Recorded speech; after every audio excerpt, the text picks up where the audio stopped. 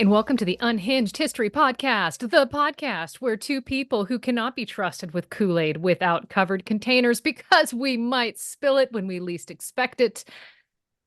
But today we gather to regurgitate history stories that we fear the other one likely doesn't know. I'm host number one. Without the Kool-Aid, I am Theresa, and that is...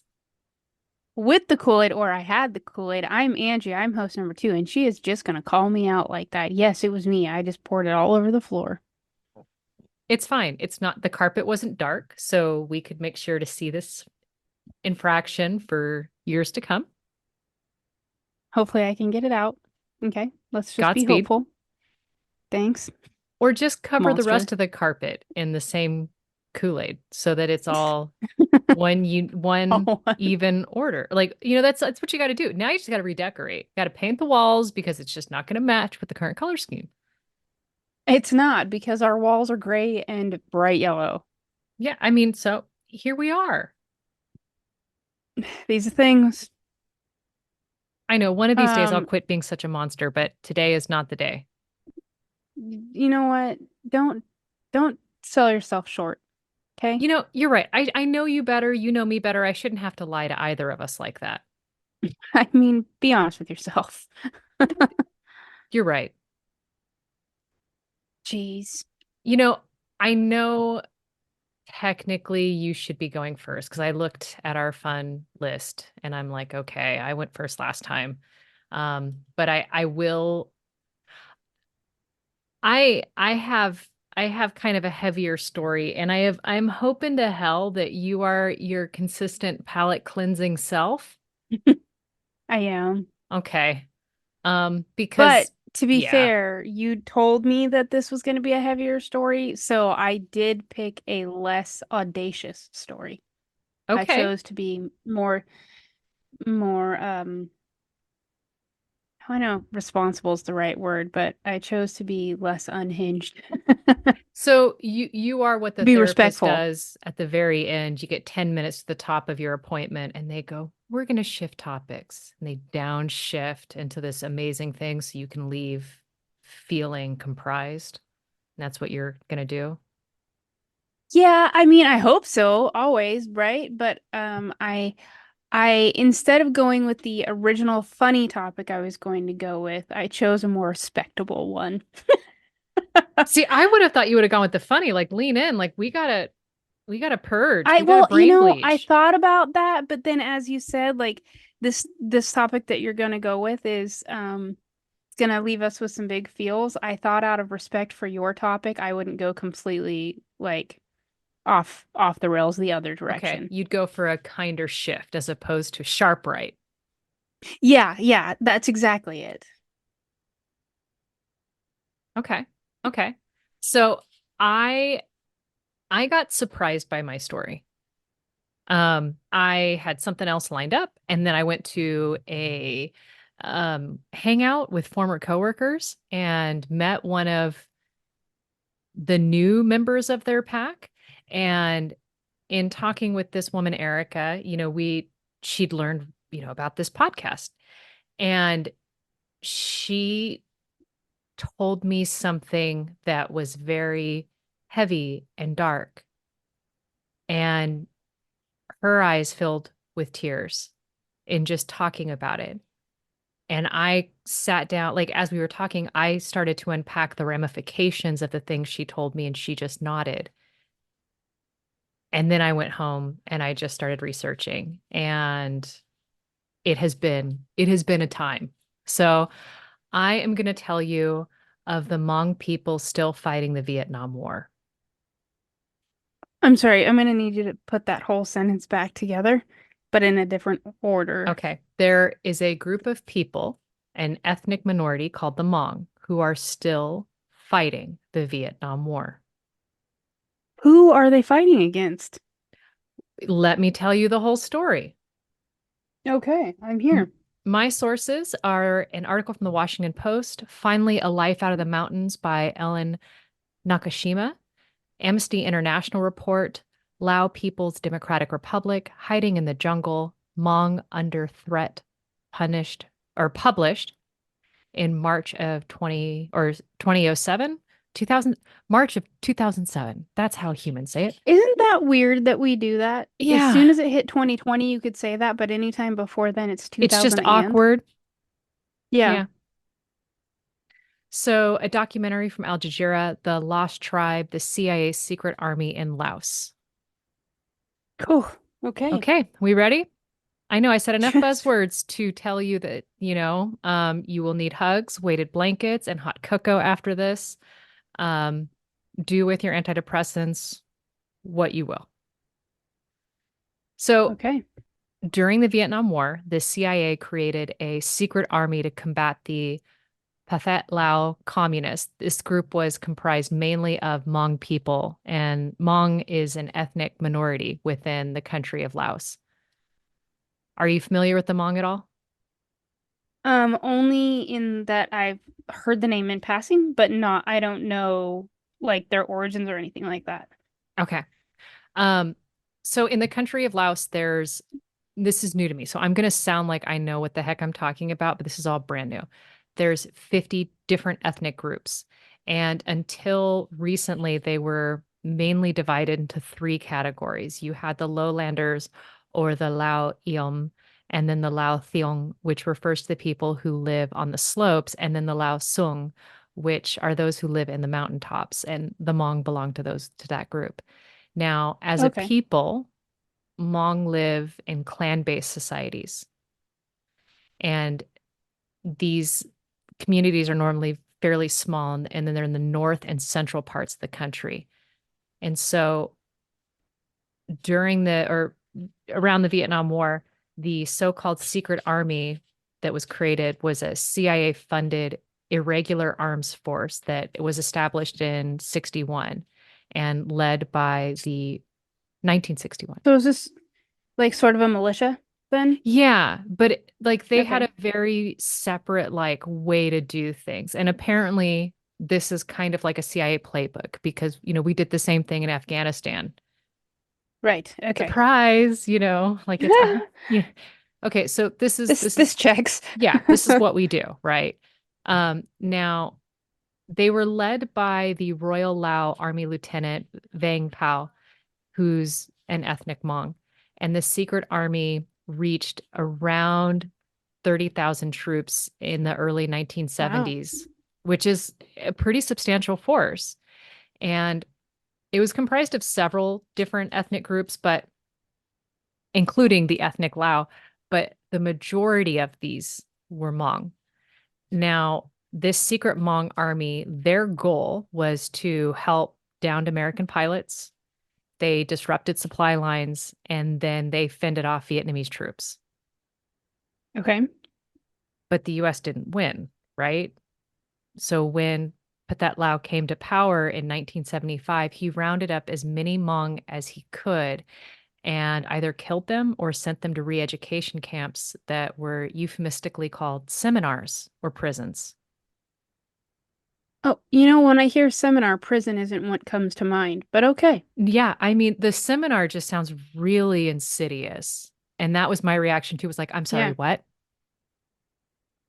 Was Yeah, conference and I will trade show never not think of it. taken? Yeah, I was just gonna say I'll never think of a seminar the same now. Yeah. Yeah, okay. Yeah, so Trade shows sexual out. harassment seminars are going to be a little bit different in our brains. Um, Now, the Hmong were held in harsh conditions and very rarely faced a trial or even a charge. Some were held for over a decade. And it's Oh not wow. known how many people died in detention, but many never returned. Okay. Now, thousands, as you would imagine, flee the country after this. And in the US, we have several very large communities where Hmong have settled. And in Merced, California, where I grew up, there's one such community. I did not know that. Okay. So, and I was afraid that you would know good chunks of the story coming in because Merced County is so close to Sonora.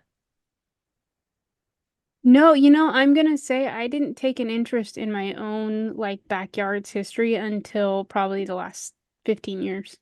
Gotcha. Which is wild, but yeah, there you have it. So for the people who didn't flee the country or die, they hid in the mountains. Hmong advocates believed that of the 200,000 people living in Laos, 17,000 are still in jungles out of fear or just as rebels. Like today, still Yes. today. Yes. Wow. Okay.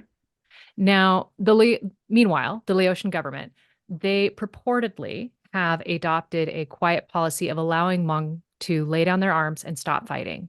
They want to reintegrate them into society. Okay. Now, I can't find recent reports, but as of 2004, the Laotian army is still fighting rebel groups. Wow. Okay. And I wish I could have found more recent stuff. However, the Amnesty International and Al Jazeera document that these people are being hunted by Laotian soldiers. The the rebels still living in the mountains. Yes. Okay. Now, I'm going to zip back and kind of narrow my focus to a family because that's how it makes the most sense for me to tell this story. In 1978, one family is put in a harrowing position. They're ambushed by who they believe are government soldiers. Parents and two sisters are killed, leaving two brothers, Fong and Pasi. Now, somehow these two brothers get separated. Fong joined a group of Hmong refugees who fled to Thailand. Eventually, he comes over to the US, and some estimates say 140,000 Hmong come over to the US at this time. Pasi hid in the mountains with thousands of others. And I can only imagine how chaotic all this is and how impossible it had to feel to know which path was safe. Yeah, I don't really think any path was safe when you think about it. Like, what one's the lesser of two dangers? Right. Well, especially when you're like, okay, so Fong comes to the US, but before he does, he is stuck in a refugee camp for 12 years. Like, because of like, why is he stuck? I don't understand. Like, refugee camps is something I've never fully like. You cannot come and go, right? I don't know all of the detail. I really don't. And I don't want to speak out of turn and I don't want to ascribe situations and experiences that they didn't experience. And so I don't necessarily want to speak into that without knowing for sure.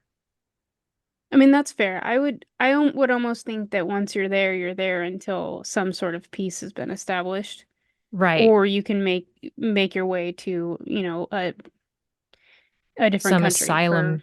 Yeah. right.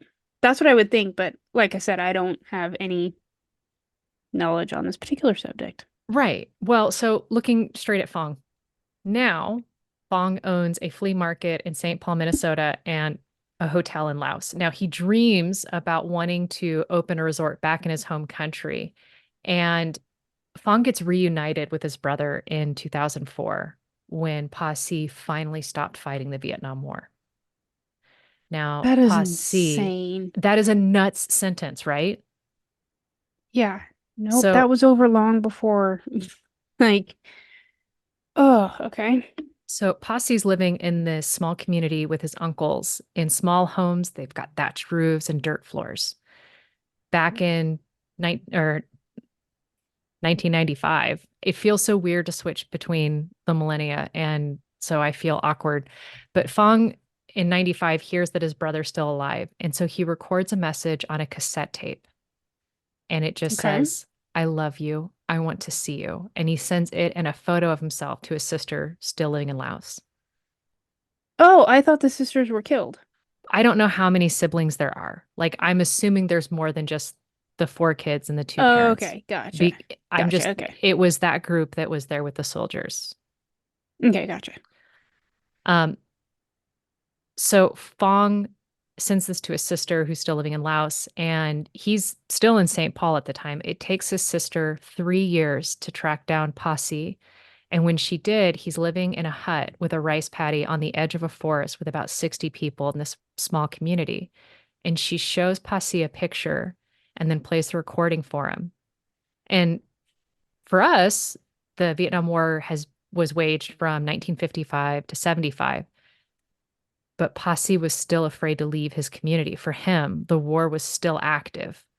They were still waiting to be saved by General Vang Pao, who led the Hmong army for the CIA. Wow. Now, Vang Pao, for him, the conflict long over. Like, did we just not pass notes down the chain of command or what? I mean, I think, when you're dealing with irregular forces in general, and we're not even sure if he necessarily was part of the irregular forces, but if you're dealing with irregular forces, they don't necessarily have the same systems in place. And now you're dealing with the mountain people and you don't have the technology to communicate over distance. And then if you're not part of the army, what do you have? If you're But just you do know that you're still being hunted, so that right, would make sense that you would think you're definitely still mid-war. your brothers, your uncles, your fathers are gone. They haven't come home. And you're just told, keep your head down. Right. So 1999, Fong is doing everything he can to try to coax his family from coming out of hiding. He ends up reaching out to a distant cousin who's a major in the military in, and I'm going to butcher this, Zai Sabun, nearish where his brother's location is. And the major agrees to escort Pasai down safely to town. So it takes the soldiers and Pasai 10 days to hike down to town, with Pasai leery of the soldiers' actual intentions. Because for decades, it's been avoid everybody in uniform. Well, that's fair. Yeah. And you have this Okay. guy going like, I'm your distant cousin, like I'm your aunt's cousin's uncle's Sister's brother's, brother, and it's just nephew. like we share a distant relative and a last name, but you can trust me. And how many times has probably that same guy's been used? Right. Yeah. And Or how many times has you can trust me been used? oh, so it takes, they get down to town, and then 5 days later, the brothers are reunited in a town called Kilometer 52. And Fong said his brother looked just like his dad, and the resemblance caused him to weep. Mm, And then it's after yeah. reconnecting that Pa Sai shares some pretty tragic news with Fong. He says that during the hike down to see him, there was another brother with them named Zhao, and Zhao was killed by an anti-personnel mine. Wow. Okay. On the And way to on freedom. the way down to see his brother. And Xiao's last words were a request to take care of his wife and month-old son. Ugh, my my word. Yeah. Um, so the group, which Pasai is a part of, they resettle near Kilometer 52 and they receive government support for a year, of like food and whatnot. And to one member of this group, Chao Dong, this ongoing war was very real. And he'd lost his foot in a landmine in 1999. And he believed that help was coming for years, and he'd heard the rumors, and that Vang Pao was on his way to save them. But as the decades went on, his hope faded. Well, that's fair. It Yeah. doesn't take decades to get anywhere anymore. So children born in this situation had never not known this reality. That's insane. Mua Her, who's 13 at the time that the Washington Post interviewed him in 2004, was one of 10 kids in their group. And he describes sleeping on banana leaves in stick shelters, and that his family was afraid to build a larger structure that would attract attention, and describes hearing occasional gunfire At 13 years old. at 13 years old. Okay. Now, the fear of soldiers killing them at any moment is a reality, and they're living on a forage diet of roots, bamboo shoots, and an occasional boar. The author in the Washington Post explains that the rice was a forgotten luxury to them. Wow. Okay. And in the Al Jazeera documentary, they show women making food from these foraged materials. And one woman is like, I hate this. This food is disgusting, but I eat it because it's all I've got. Right. And we Now, don't have any other options. yeah.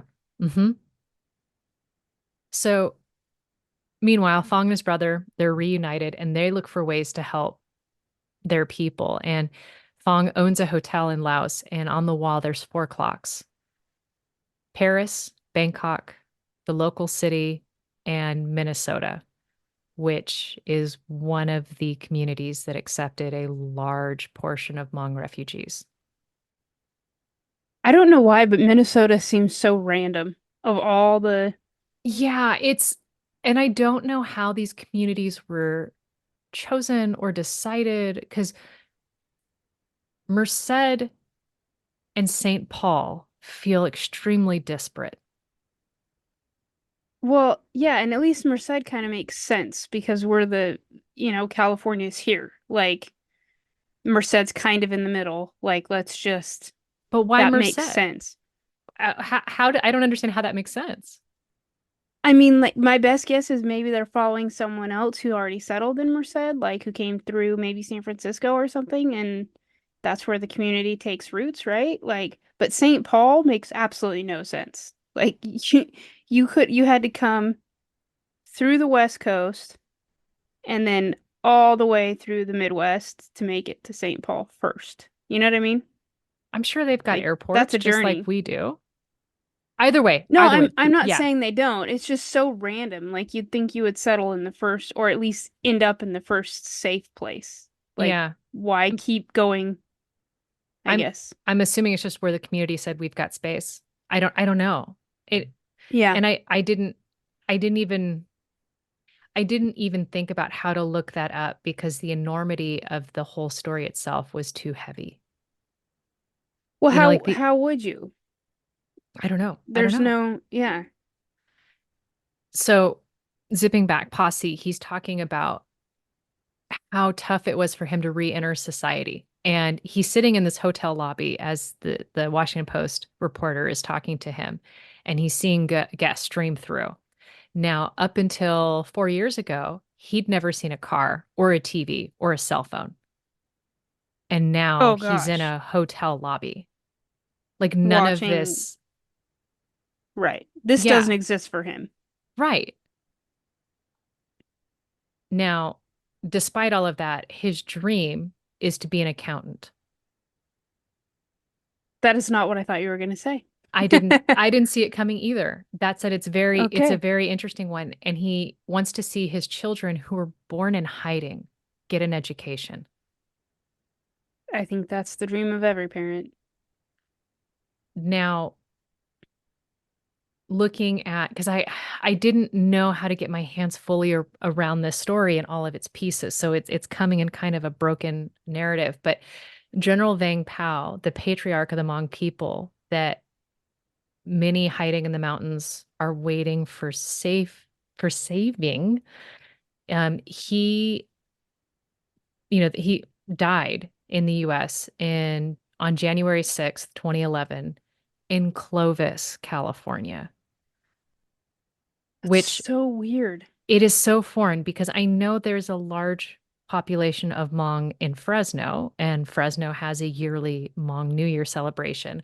And Clovis is this small shit kicker cowboy town just outside of Fresno. Like that's where you go for a country bar. You know what I mean?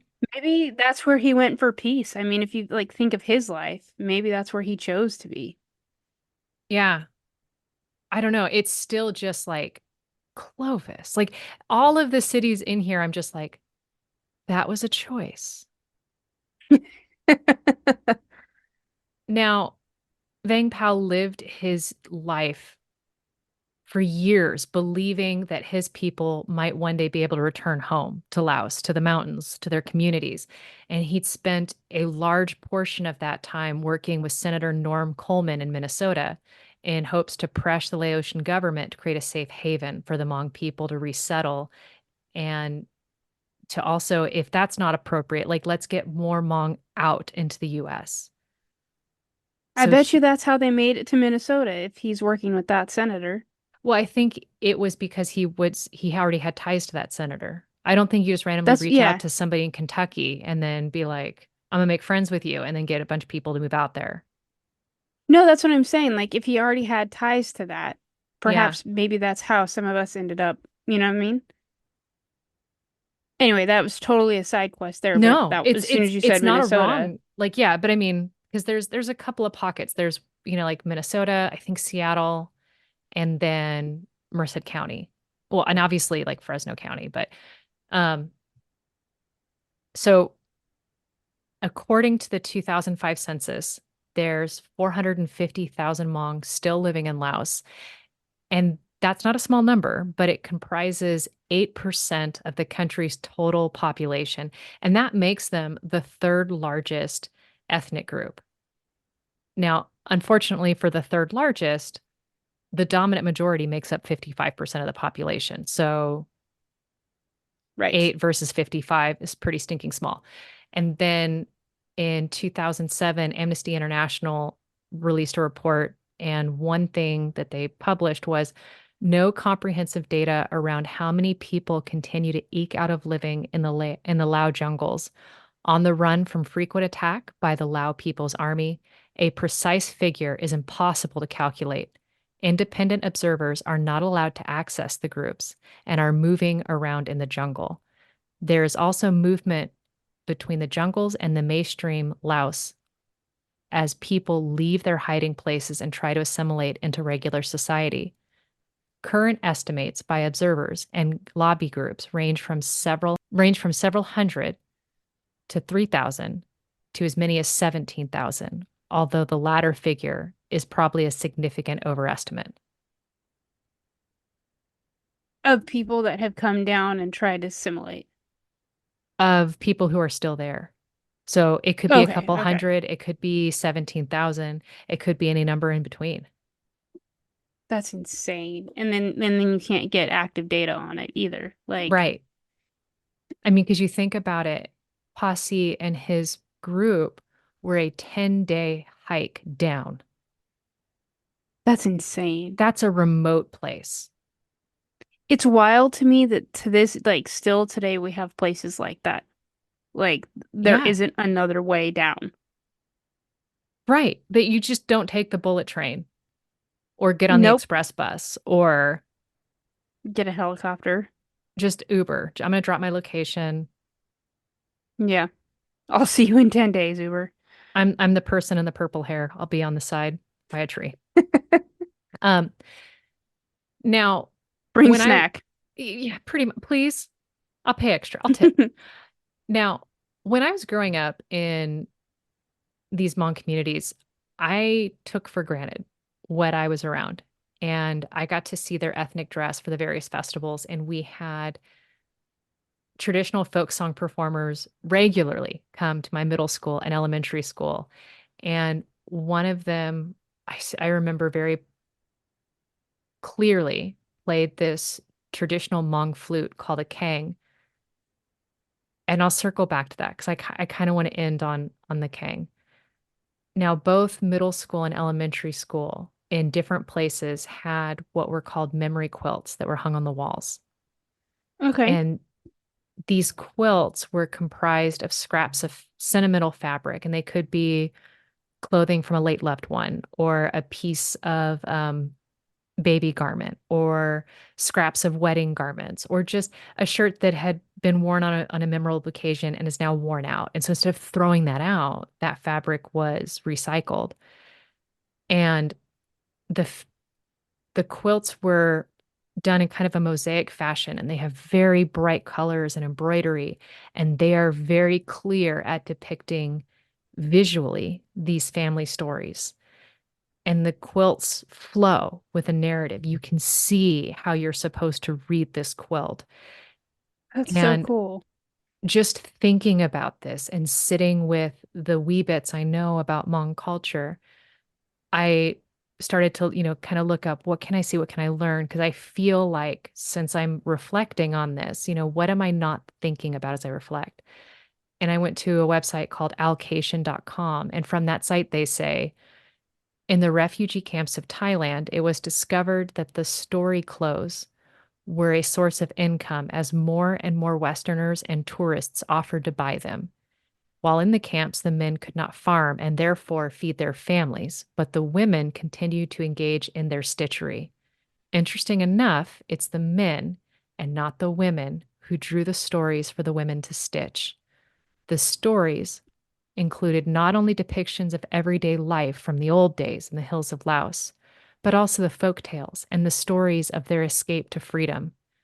The anthropologist James Spradley writes that cultures consist of three things: cultural behavior, cultural knowledge, and cultural artifacts. The story quilts contain all three. The women with the knowledge and the skill created the quilts to sell out their shared experiences and folk tales. Interestingly, the Hmong women were uncharacteristically unconcerned about parting with their craft.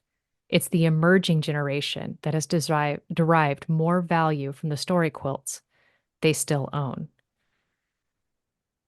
And then I will share with you one of the images that was on allocation.com. That is gorgeous. That is not at all what I was expecting to see, but now that I see it, I don't know why that wasn't what I was expecting to see. It's got the edges are this beautiful blue and gray triangle pattern, and then the inside where the story takes place, you see all sorts of characters. They look to be both male and female. Mhm. Kind of definitely you have, is that corn they're growing in the right corner? It looks like that to me. Yeah, we've got growing, they're, farming and harvesting. I'm unclear what's happening below the corn. It looks like maybe we're playing a game. I mean, that looks like pumpkin that they're involved in. That could be them Yeah, pulling something down from a tree. They've got a bird. There's a lot happening and yeah. depicting. Um, Beautiful. but Like like, I can't describe all of what's happening. There's yeah. so much. Now some of the quilts are darker. Let me. Mm. So we've So got a in paratrooper. Yeah, in the quilt I'm showing Angie now, you see an airplane flying overhead. You see soldiers with guns and people lined up fleeing. They've got their baskets on their back with all their things, and that's definitely a child in the middle. Yeah. And one of the things that hit me, and I don't know why this story hit me so hard, and it's something that I've thought about the ending line probably at least once a month since I heard this story. My grandfather's best friend's grandson, as convoluted as that sounds, is a paramedic. And Okay. growing up in Merced, you make friends with everyone, right? So one of his good friends is Hmong, and he would commonly go over to his friend's house, and the patriarch of the house would play the kang, the bamboo flute, traditional to Hmong. And at one point, he explained the various holes, and he used the phrase, this one talks, and this one listens. And that phrase fascinated me. And so it was years later, Fred's working and he gets a call, and he's called to his friend's house, and he goes in and the patriarch has passed away, Mm. and the family is mourning, and they're having a very tough time. And all he could hear was the patriarch tell him, this one talks, and this one listens. And then in thinking about that and kind of extrapolating that, it hearing that ascribed to an instrument is interesting and engaging, to think that an instrument could listen, but then to apply it to a room of people mourning changed the tone. Hmm. And then to hear this story and to understand that for some, there's still a lot happening. And all I could hear is this one talks, and this one listens. That is devastating.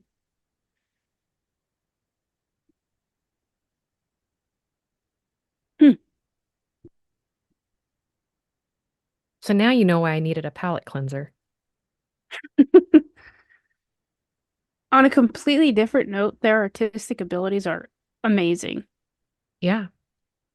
And the fact that they took time to make each chicken different. I mean, just absolutely incredible. I'm trying to see Yeah. if I saved some of the pictures of, okay, let me show you this tab because their garments are gorgeous and Oh, you wow. can tell, I can't, but if you're indoctrinated more into the community, the garments you wear are indicative of the clan that you're from. Oh, okay. That makes sense. Okay. And so, Their headwear is phenomenal. right, but you see that embroidery work. Oh, her her little lampshade is so cute. And so, like, I mean, Look at how every cute she is. every craft fair I would go to locally would have a booth of women selling their goods. And I just like, I literally took it for granted. I knew what that was, but I didn't understand the full journey of everything that it took to get there. Right. And they're just happy to sell their goods, right? Like, Yeah. that's wild. And so when I was talking with this woman who shared with me the story, um, she had said, "Do you use your podcast to talk about some of the darker stories?" And I was like, "Yeah, I do." It's like we talked about Seneca Village. We've We talked about, dabble. yeah, I was like, there are stories that we do talk about. And she had said, "Do you know of the Hmong still fighting the?" Or she says, "I'm Hmong," and I look at her, and I said, "I grew up in Merced," and she goes, "Okay," and then she started with the next line. But for me saying, I have a loose understanding of your people. Right. And then it was like, okay, I can trust this white girl with my story. It's wild to me that this is still a concern. Like, how did they get failed so easily? Right. Well, and the Amnesty International report, bone chilling to see the documented stories of people sharing their experiences, recent experiences, and the persecution, and saying this is a problem, despite what the government is saying. Yeah, that checks, doesn't it? Yeah. Ooh.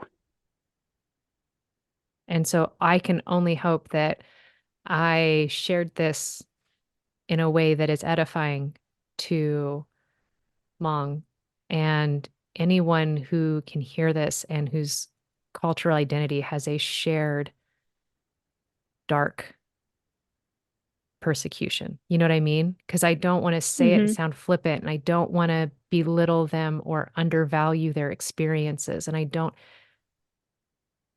and yeah, like that was, I don't know. Yeah, no, I gotcha. I gotcha. That's a rough one. Ooh. Hmm. I don't know what to do.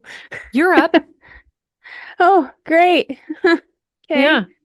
All right. Are you still wishing you ditched the comedy notes?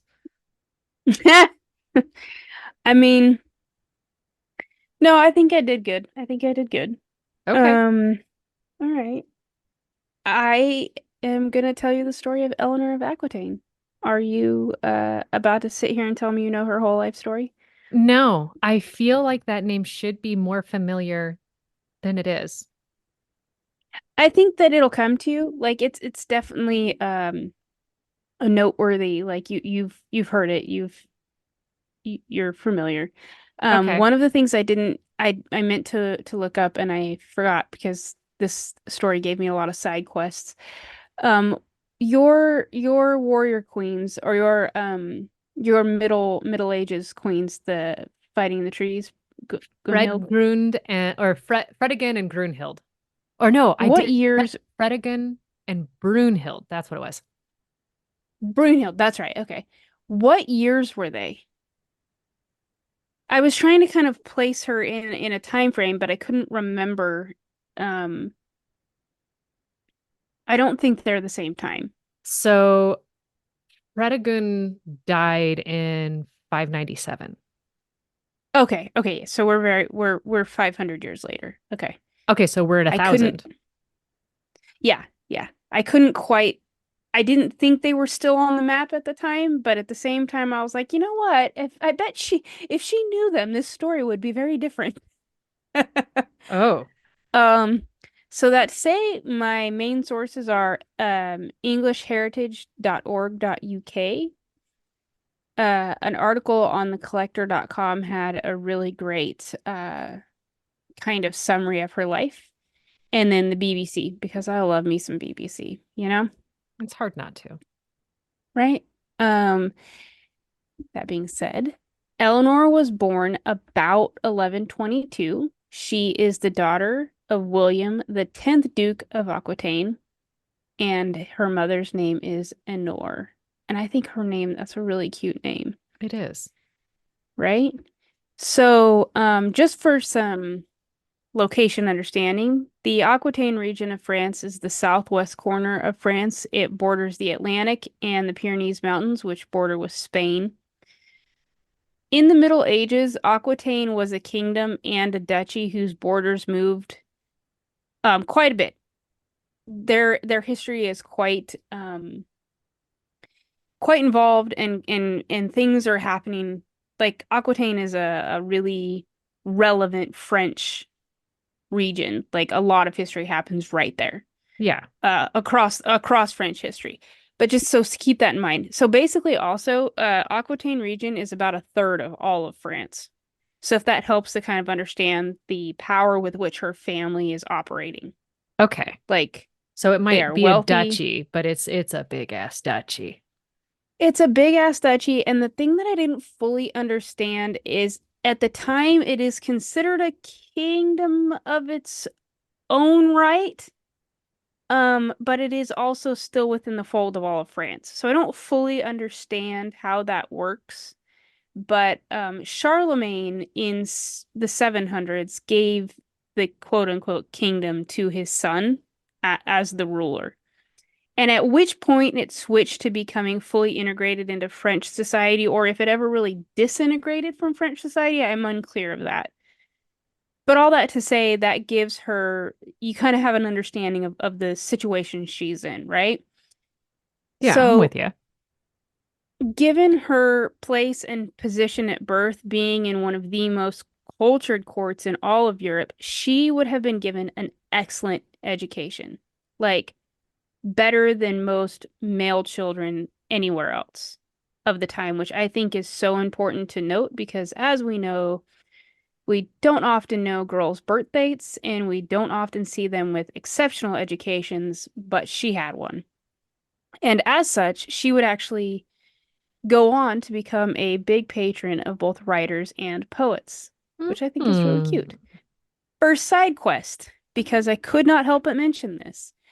As I just had said before, she becomes a patron in her adult years of both the writers and poets, and we love that for her. And that I think came from her dad's side of the family. Both her father and her grandfather's courts were known throughout Europe as being the pinnacle of sophistication and a center for the arts. Like Oh, that, so that's like I'm just trying to build this image of what you see her growing up in, right? Like there's tutors everywhere, there's artists, there's writers, there's poets.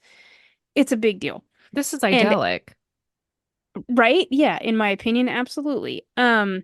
So much so that they were known for encouraging this newfangled idea of chivalry and all the culture that comes along with it. That includes artists, what we know today as troubadours, and that's what they were referred to back then. What These do you mean what troubadours we were know as troubadours? I can't say like I can like conjure a definition. like a troubadour is like a the best example I can give is think like a bard. Like I'm a traveling storyteller. I sing, I write poetry, I tell you the stories of the great knights of the realm, right? Okay. You know, weirdly, I Um, guess I kind of had that definition in my brain, even though I was like, Angie, explain it to me like I'm five. right. Well, troubadour is kind of weird because that even my definition is a loose definition of it. I think to say you're a troubadour, you really centered your focus on love stories, not so much like you know how when you see a bard say, "I'll write this your victory in the songs" or Yeah. whatever, like I think troubadour was more about love, is my understanding. So like I said, these individuals, they're mainly poets, they're mainly musicians, and if you can't get a great picture of her life already, it's also worth noting that her own grandfather was known to perform in these courts. He was William the Ninth, and he was known as the troubadour. Oh, Today, his some of his poetry is still recited today, which I think is really awesome because this was the 1100s. yeah. I do have a paragraph if you wish to hear it. I'm not going to say no. Okay, so this is William the Ninth, known as the Troubadour, the Duke of Aquitaine, and he has other holdings and titles, but that's his big one. Every joy must abase itself, and every might obey in the presence of Midians for the sweetness of her welcome, for her beautiful and gentle look. A man who wins the joy of her love will live 100 years. The joy of her can make the sick man well, her wrath can make a well man die. I May we all love have him, that power. right? So, so that's her childhood. That's what she's seeing. But here's the thing. She's the oldest daughter, and both her only brother and father would die by 1137. Sadly, her brother had died in 1130 with her mother. So she was 8 years old when her mother and brother died. Childbirth or They had a illness? fever. Okay. I don't know much more, but I know that both mom and brother died of a fever. So 1137 rolls around. Dad is going on a pilgrimage. He gets sick and he realizes he's going to die. So he kind of puts some things in play and he leaves her with a massive inheritance and a duchy. She's 15 and she is now the most eligible young lady in all of Europe. Ladies and gentlemen, Dad, this is where our story starts. pretty much. Her dad, like, I'm so impressed with him. I'm sure, like, a lot of our other stories, like, there's always a dark side to a person, but the way he educated her and the way he brought her up in the court and the way that he even provided for her in his death tells me that that he was a good man. Like, he went so far as to make sure that the French king is her guardian and additionally ensures she will also have always control of her lands. Like, Oh, that's unique for a woman. right? Okay, so it also helps that the Archbishop of Bordeaux was also on their side. So he kind of is also looking out for her as well. In his, I don't want to say will, but in his requirements at his death, he stipulates that her eventual heir, hopefully a son, obviously that's what they're always working for, upon her death would inherit both Aquitaine and France. Oh, Because dad has foresight. He has named the king as her guardian, and he knows good and well that she is going to be the most eligible bachelor in the whole of Europe, and King Louis is not going to take any chances by not marrying her to his own son. I'm beginning to wonder if this death was planned. If he really didn't peace off and like retire. I mean, good on him. He was probably living it out on the beach somewhere. So, you can imagine she's married pretty quickly because the King of France is not an idiot. And he's like, yeah, absolutely. This is great. She's got all the money. She's cultured. She's intelligent. She's beautiful. Honey, she's got huge tracts of Tracts of land. land. Exactly. Exactly. In fact, one of my sources actually said that phrase and they did not mean it ironically. And I almost keeled over laughing. So he does, in fact, decide to marry her to his youngest son. Like, pretty quick. Like, July 25th of 1137, she would be married to Prince Louis of France. It's not long after they're married that King Louis dies and Louis VII takes the throne, making her now the queen consort of France. So Wait, to the she youngest is son? She's married to the youngest son, and the youngest son she's is the one who married to ascends. his no, she is married to his heir. Oh, got you. Okay. I Yeah, misheard. so they're Carry both on. called Louis. I didn't make that easy. They're both called Louis. And so she now adds the title of Queen of France to her already very impressive resume. They would be crowned on Christmas Day of 1137. Now, she's going to advise her king on all political and religious matters, and it is worth noting that it's highly believed that she is far more educated and far more cultured than Louis is. So it kind of makes sense for her to just take on this role as advisor. Eleanor figures out pretty quick just how powerful she can be, and she sort of causes a bit of a kerfuffle, if you will, with the church authorities by pushing through her younger sister's marriage. This is kind of a big deal because her sister's husband is already a married man. That's not a problem, is it? Not for her. What is Essentially, wife number one think? unclear. There's a lot to this story, but for the sake of time, I did not go into great detail on that because there was even her story is way insane. Basically, she just talks Louis into backing her and doing as she pleases, and in such creates some infighting and some powerful and some strife with a pretty powerful preacher by the name of Bernard of Clairvaux. Um, I don't know if you know this name, but he could be considered a founder or a co-founder of the Knights Templar. He was a mystic, an abbot, and would eventually become Saint Bernard. The So she's dog? kind of no, unfortunately. I like the dog much better than I was him. about to say because he was about to be just extremely lovable. No, no, he's a bit problematic, we'll say, and you'll Hmm. find out why in just a moment. Right about this time, they have the first of two daughters. The first one is named Marie, and she's born in 1145. So she's been married since 1137. It takes this long to have a child. Okay. But still no sons. So you can imagine that this is a problem for them. And to be honest, I think it's a really stupid problem, but here we are, Yeah, I right? mean, that's the thing. That's the thing. Coincidentally, in the same year, some peace is made with the church. And that is because, as you've said before, nothing happens in a vacuum, and there is this little skirmish happening in the Middle East. Top brass begins to fear that it won't be long before the Muslims march on Jerusalem itself. Top brass being our friend Saint Bernard, among other people. So you could consider him one of the architects of the Second Crusade. I Oh, find that a little bit problematic. That's just me, though. So Pope Eugenius III and Eleanor's old pal Bernard are preaching a second crusade, and they're gung ho, let's do it.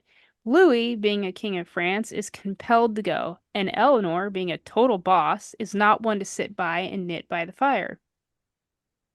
It's said that she knelt with the other nobles and knights and promised to fight, and that image for me was so I couldn't like I couldn't get over her badassery.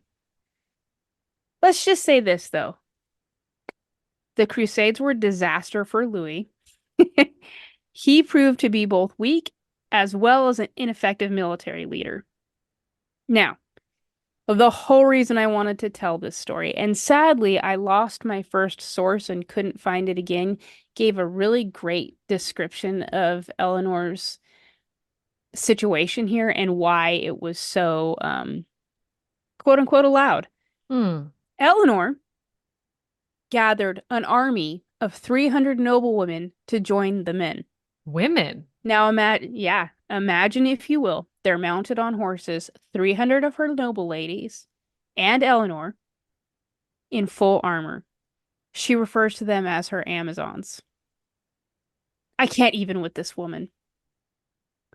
Her Now, the plan, the Amazons were a Greek myth that we've all just pulled from, right? Okay, so she's right, pulling right, from this well. Okay, carry on.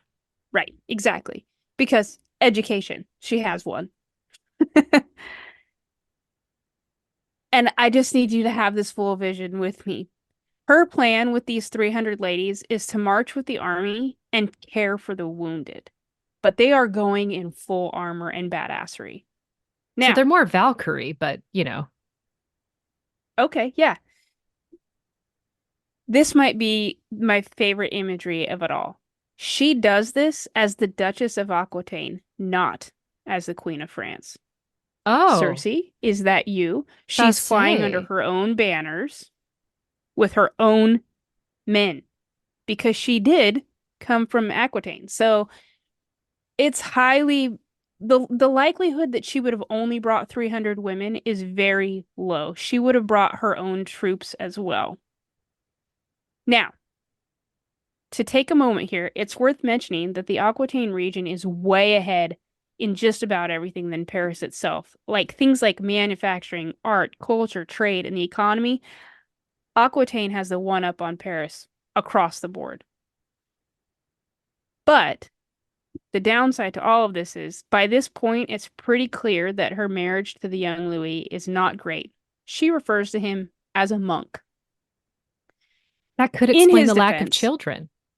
couldn't it? And let me tell you, there's a whole thing about his when he can and cannot perform his husbandly duties.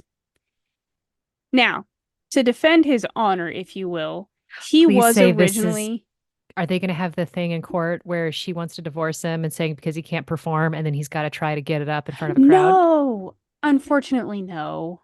I mean, Because if they that, did, I couldn't find that, but okay. I was hoping we were going there. no, but to his defense, he was originally destined for the church. Um, Aw, this is because like what had figuring happened out that was, George Bush is a really fun painter.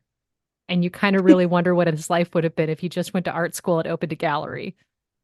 right? Okay, so he was the second son. Philippe, his older brother, died, thus making him the heir. But up to that point, he was raised knowing he was, He the was the brother spare. was the heir, and he was the spare. He was going for the church. So it kind of helps to just understand a little bit like why he's an ineffective leader and why he made some of the choices he made and very possibly why they took forever to have a child. It said that he refused to bed his wife on like feast days, Sundays, particular Because he's a holy holidays. man. Right. So it's a whole thing, right? So back to the Crusades. It's kind of a disaster, as I said. Eleanor's uncle Raymond, who she is very fond of, and he is not much older than her, Oh no. wants to recapture the city of Edessa and bring it back under Christian control. Now, here's the thing. That was their main objective. They needed to capture Edessa.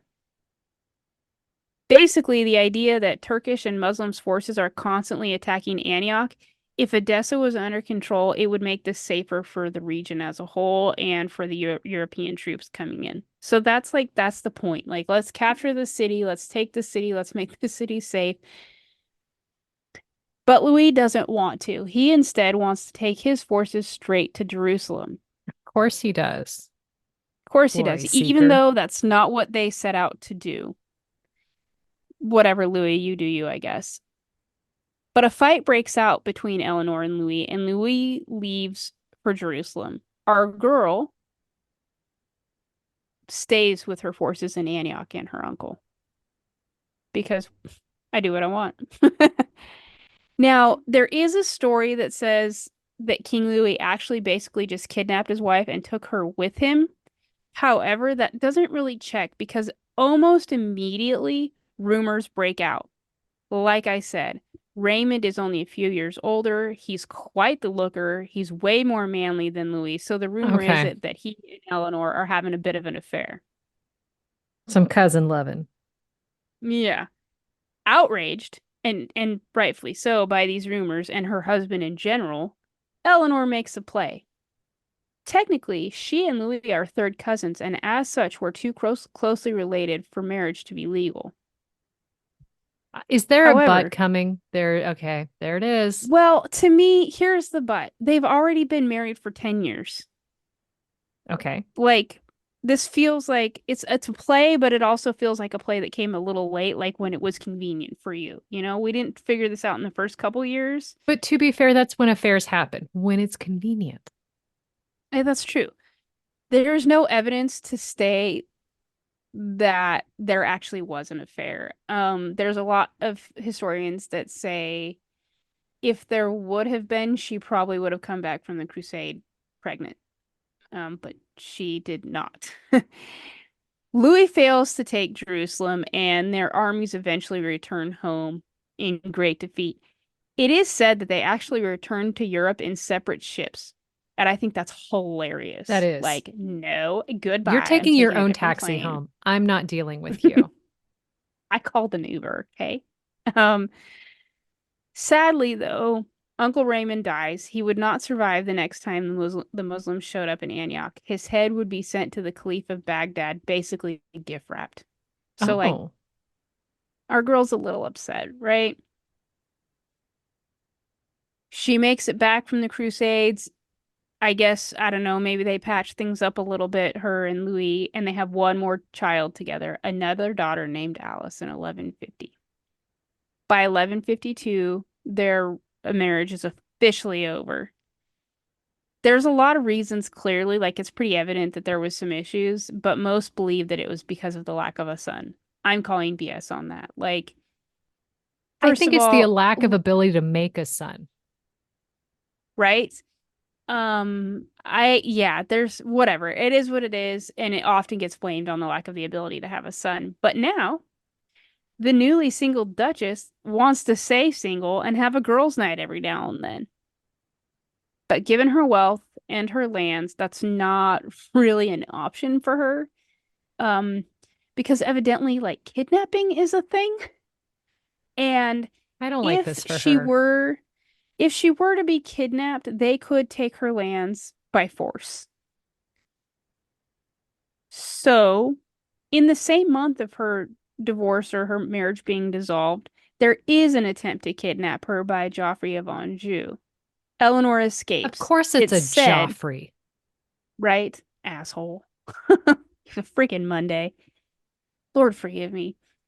Eleanor escapes, though, and it's said, and I don't know how true this is, but I love it so much. It's said that she sent an envoy to Joffrey's older brother Henry, the Count of Anjou, and the Duke of Normandy, demanding that he marry her instead.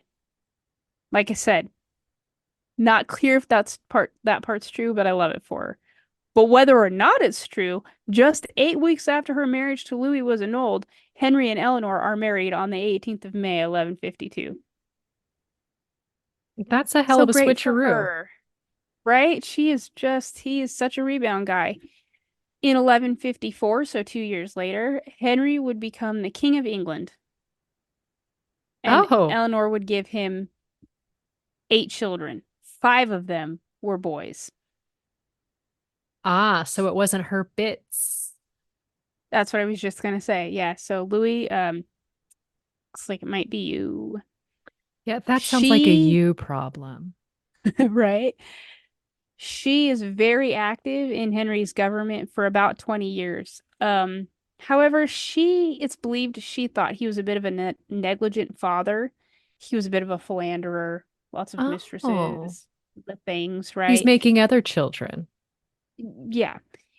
And their relationship is also strange. So much Strange or so, estranged? estranged. I'm sorry Oh, if that did okay. not come out right. No, that's fair. I Estranged. mean, I was just like, strange. Like, what did he do? Did he like fart jokes? That's a normal marriage, Teresa. Um,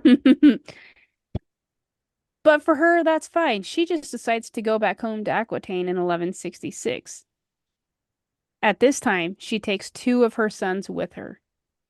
Richard, who would later become known as Richard the Lionheart, Uh, and a son named Joffrey. what's While home, I already hate this kid. I know, but he's just whatever. Like, you don't even have to hear about him for the rest of the story. That's like, I'm going to name him a few more times, but it's fine. Okay. While she was home, she becomes the hostess of something called the Court of Love, where noble women would gather and judge love poems recited by knights and other noble men. Oh, I love this for her. So she's holding a smutty Right? book club. Yes, there's snacks and everything. I'm here for this for her. Could you imagine being the knight reciting a poem and the women being like, no, you're done. Stage left. No, all right, two, and the judge from Aquitaine gives it a one. And then there's another two, and Burgundy says a six. That's Burgundy. Burgundy's been in the Burgundy's drunk. Burgundy. So, at this time, she also manages to convince her husband, who, is a bit absent, to announce that his eldest son, who is also called Henry, would be the next king. So, Henry the Third is crowned in 1170, but his father still holds all the power. So basically, she's just setting her children up. He's crowned king, but daddy's still alive. Right. So I think it's basically just making him the heir apparent, but Oh, that giving makes more him, sense. right? Okay. So after a few years, this son, Henry, and Richard, who will go on to be Richard the Lionhearted, and Joffrey, they're a bit restless. And, because boys got a boy, right? They got the testosterone. Dad's kind of a jerk and he's a little bit absent, hasn't taken them on any fishing trips, the whole bit, right? Yeah, no, no, well, no one's playing catch. Right. So they're, like I said, they're restless. Eleanor takes their side with them against their father. And with the help of the current French king, which uh, I did not confirm this, but I think it would be absolutely hilarious if it was her ex-husband, because I kind of think it was, but I did not confirm dates on that. They rise up against Henry II. Unfortunately, the King of Oh, England quickly crushes this revolt and he imprisons his wife in various incendiary castles for the next 16 years. incendiary, burning. No, did I use that word wrong? Damn I it. thought incendiary was, you No, know, you're right. You're right. I was thinking whatever, various castles. We'll okay. just leave that word out. Yeah. Idiot. Anyway, various castles throughout the region for the next 16 years. We do know that while she was held at a place called Old Sarum in Wheatshire, she was kept in some comfort. Fine clothes for her and her household were dispatched regularly from London. In between the years of 1175 and 1180, so 5 years, the Sheriff of Wiltshire spent huge amounts of money to maintain the Queen at the castle. So at least, imprisonment or whatever, she's comfortable. Unfortunately, though, during those 16 years, she didn't see much of her children, but they did remain really close with her. Richard would eventually succeed to the throne in 1189 because Henry, his older brother, who was crowned the heir, right, dies Yep. of dysentery.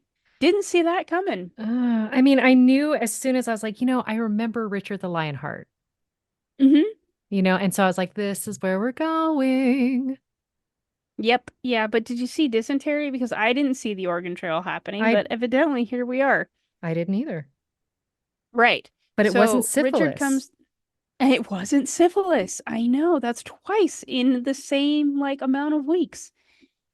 He comes to the throne in 1189 as Richard I, and one of his very first acts as king is to release Eleanor and grant her powers over the English affairs. So I'm kind of imagining her as like Queen Regent, right? Like that's at least the picture I have in my head.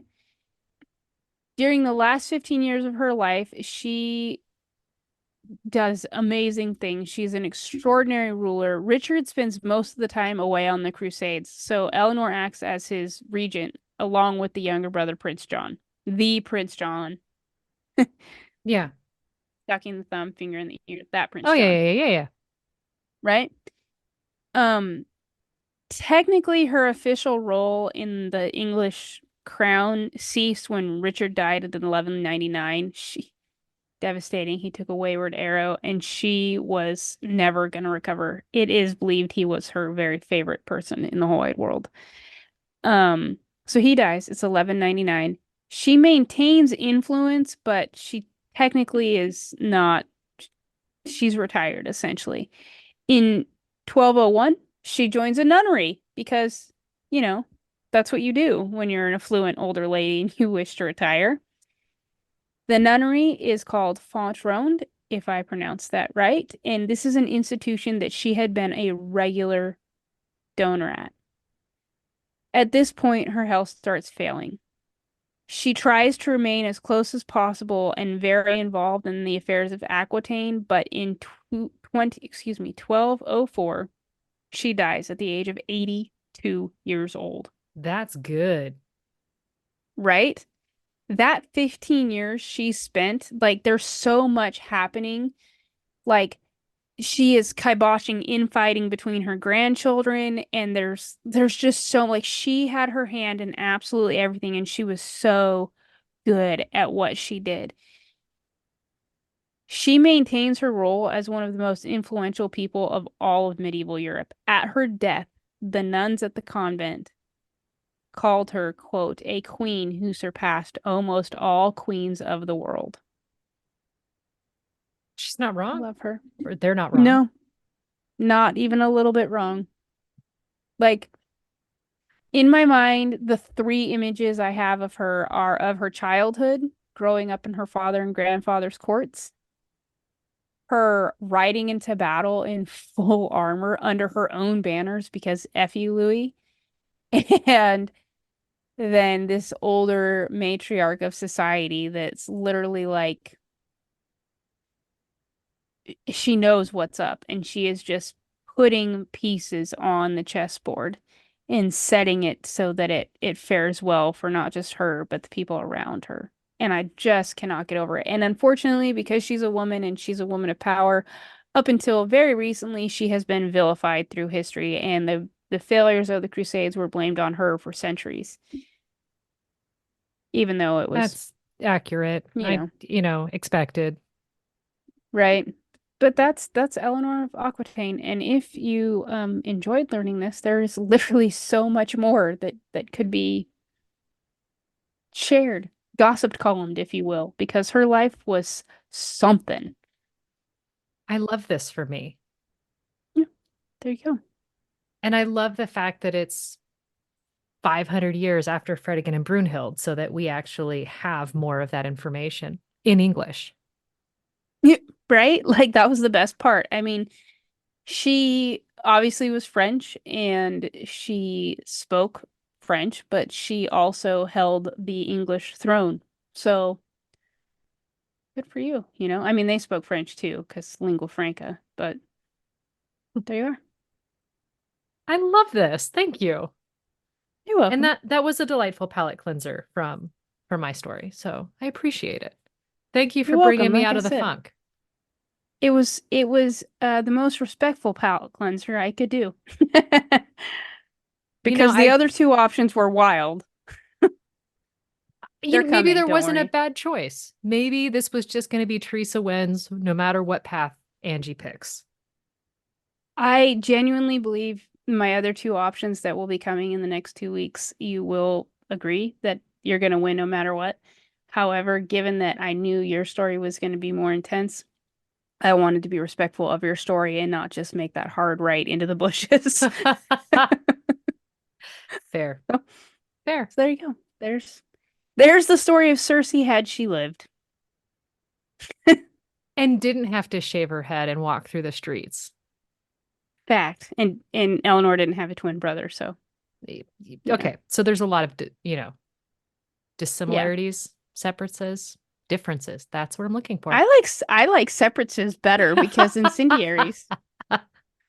So if you've enjoyed this trip down incendiaries and separates, rate, review, subscribe, share us with your favorite hedge whacker. And on that note, goodbye. Bye.